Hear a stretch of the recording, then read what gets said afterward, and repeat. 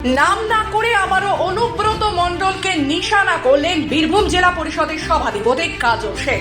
তা থেকে ইট ছুলে পাটকেল খেতে হবে, মন্তব্য কাজল শেখের।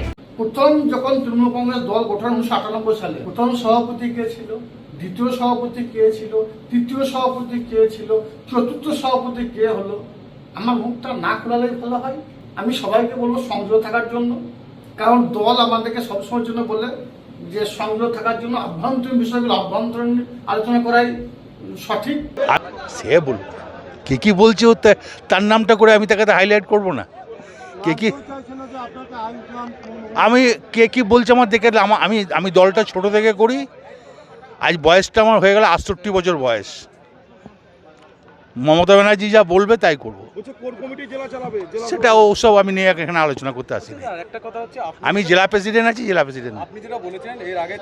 কিছুদিন আগেই জয়দেব মেলার উদ্বোধনী অনুষ্ঠানে প্রকাশ্য মঞ্চে নিজের রাজনৈতিক গুরু অনুব্রতকে প্রণাম করেছিলেন কাজল। সে বিষয়েও কাজল শেখ মন্তব্য করেন, কাউকে প্রণাম করা মানে তাকে সম্মান জানানো, তার সামনে ছোট হওয়া নয়। তবে কেউ সম্মান নিতে না পারলে তার কিছু করার নেই। দক্ষিণপন্থী ঘরানায় জন্ম হওয়ার জন্য একের পর এক মিথ্যা মামলার মালা আমাকে করে দেওয়া হয়েছিল, তবু কাজল শেখকে দমাতে পারেনি, আগামী দিনেও পারবে না। আমি কারো কাছে মাথা মতো করিনি আর করবো না। কিন্তু কাউকে প্রণাম করা অর্থ এটা নয় মাথা মতো করা। প্রণাম করা অর্থ হচ্ছে তাকে সম্মান দেওয়া। এবার যদি কেউ সম্মান নিতে না চায় তাহলে ভাই আমার তো কিছু করার নাই।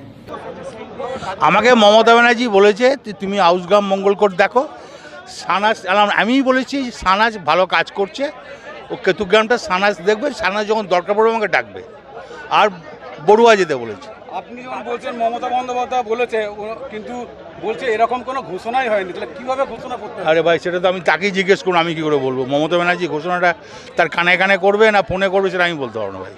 আমাকে যেটা বলেছে সেটা বলে দিলাম। ও কি বলছে আমার দেখে লাভ নেই। আমি জীবনে কাটমানি খাই না। আমি চাই উন্নয়ন হোক, রেভিনিউ বাড়ুক, সরকারের রেভিনিউ আরও বাড়তে হবে। ডিএমকেও বলেছি, বারবার বলেছি সরকারের রেভিনিউ বাড়ান।